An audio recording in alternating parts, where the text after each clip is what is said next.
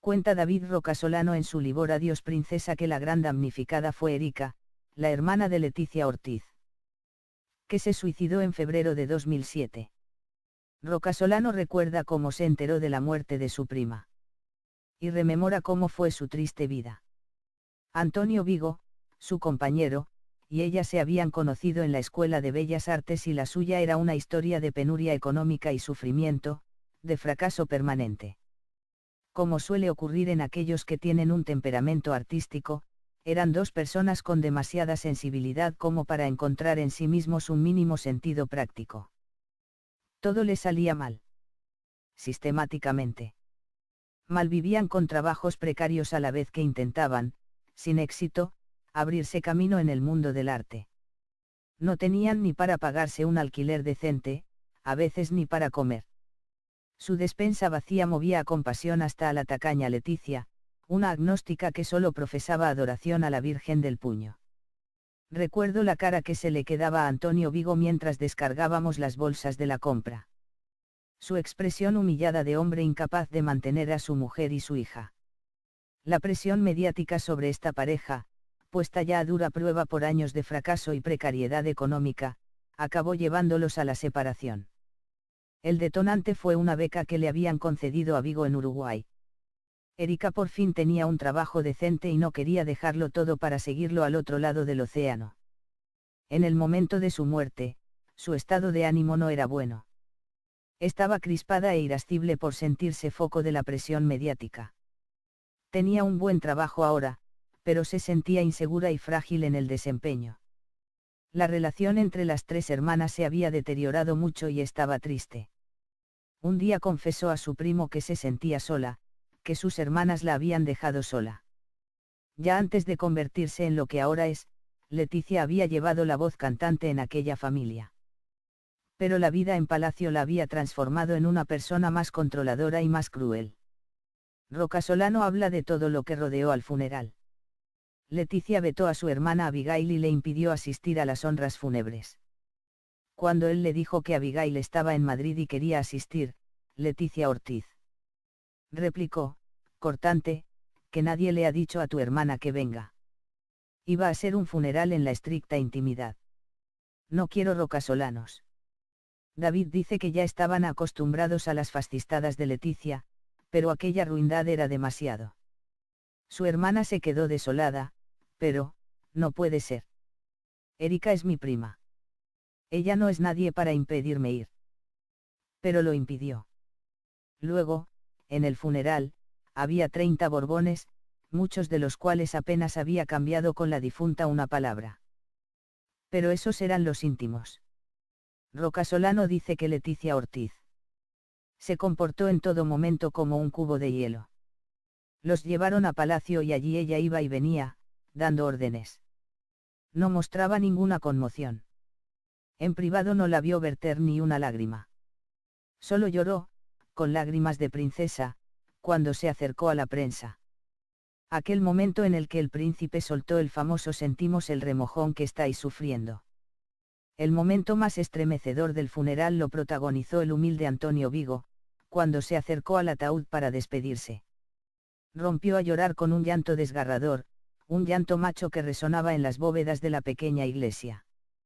El silencio en que se quedó el templo acrecentaba aún más la ferocidad de aquellos gemidos, casi gritos.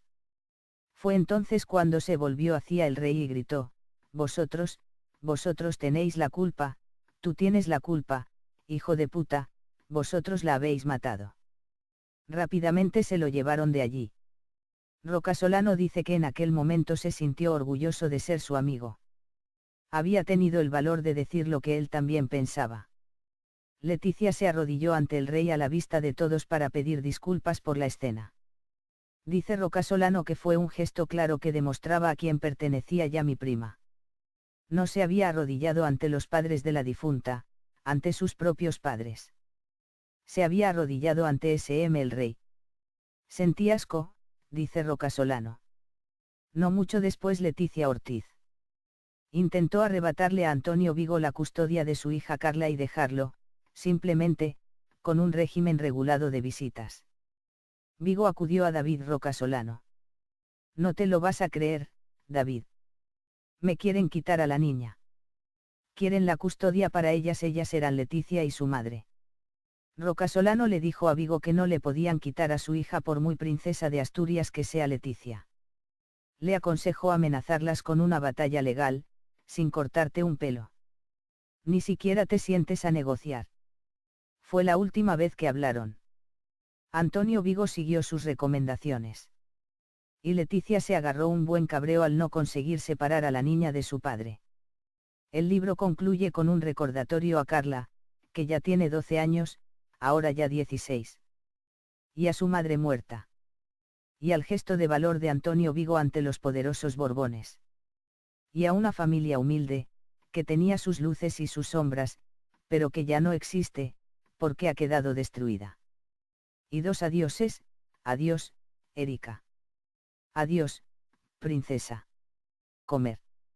Su despensa vacía movía a compasión hasta a la tacaña Leticia, una agnóstica que solo profesaba adoración a la Virgen del Puño. Recuerdo la cara que se le quedaba a Antonio Vigo mientras descargábamos las bolsas de la compra. Su expresión humillada de hombre incapaz de mantener a su mujer y su hija. La presión mediática sobre esta pareja, puesta ya a dura prueba por años de fracaso y precariedad económica, acabó llevándolos a la separación. El detonante fue una beca que le habían concedido a Vigo en Uruguay. Erika por fin tenía un trabajo decente y no quería dejarlo todo para seguirlo al otro lado del océano. En el momento de su muerte, su estado de ánimo no era bueno. Estaba crispada e irascible por sentirse foco de la presión mediática. Tenía un buen trabajo ahora, pero se sentía insegura y frágil en el desempeño. La relación, cuenta David Rocasolano en su libro Adiós princesa, que la gran damnificada fue Erika, la hermana de Leticia Ortiz, que se suicidó en febrero de 2007. Rocasolano recuerda cómo se enteró de la muerte de su prima. Y rememora cómo fue su triste vida. Antonio Vigo, su compañero, y ella se habían conocido en la Escuela de Bellas Artes y la suya era una historia de penuria económica y sufrimiento, de fracaso permanente. Como suele ocurrir en aquellos que tienen un temperamento artístico, eran 2 personas con demasiada sensibilidad como para encontrar en sí mismos un mínimo sentido práctico. Todo les salía mal. Sistemáticamente. Malvivían con trabajos precarios a la vez que intentaban, sin éxito, abrirse camino en el mundo del arte. No tenían ni para pagarse un alquiler decente, a veces ni para pero, no puede ser. Erika es mi prima. Ella no es nadie para impedirme ir. Pero lo impidió. Luego, en el funeral, había 30 Borbones, muchos de los cuales apenas había cambiado con la difunta una palabra. Pero esos eran los íntimos. Rocasolano dice que Leticia Ortiz se comportó en todo momento como un cubo de hielo. Los llevaron a palacio y allí ella iba y venía, dando órdenes. No mostraba ninguna conmoción. En privado no la vio verter ni una lágrima. Solo lloró, con lágrimas de princesa, cuando se acercó a la prensa. Aquel momento en el que el príncipe soltó el famoso "sentimos el remojón que estáis sufriendo". El momento más estremecedor del funeral lo protagonizó el humilde Antonio Vigo, cuando se acercó al ataúd para despedirse. Rompió a llorar con un llanto desgarrador, un llanto macho que resonaba en las bóvedas de la pequeña iglesia. El silencio en que se quedó el templo acrecentaba aún más la ferocidad de aquellos gemidos, casi gritos. Fue entonces cuando se volvió hacia el rey y gritó: vosotros tenéis la culpa, tú tienes la culpa, hijo de puta, vosotros la habéis matado. Rápidamente se lo llevaron de allí. Rocasolano dice que en aquel momento se sintió orgulloso de ser su amigo. Había tenido el valor de decir lo que él también pensaba. Leticia se arrodilló ante el rey a la vista de todos para pedir disculpas por la escena. Dice Rocasolano que fue un gesto claro que demostraba a quién pertenecía ya mi prima. No se había arrodillado ante los padres de la difunta, ante sus propios padres. Se había arrodillado ante esa acción entre las 3 hermanas se había deteriorado mucho y estaba triste. Un día confesó a su primo que se sentía sola, que sus hermanas la habían dejado sola. Ya antes de convertirse en lo que ahora es, Leticia había llevado la voz cantante en aquella familia. Pero la vida en palacio la había transformado en una persona más controladora y más cruel. Roca Solano habla de todo lo que rodeó al funeral. Leticia vetó a su hermana Abigail y le impidió asistir a las honras fúnebres. Cuando él le dijo que Abigail estaba en Madrid y quería asistir, Leticia Ortiz replicó, cortante, que nadie le ha dicho a tu hermana que venga. Iba a ser un funeral en la estricta intimidad. No quiero rocasolanos. David dice que ya estaban acostumbrados a las fascistadas de Leticia, pero aquella ruindad era demasiado. Su hermana se quedó desolada.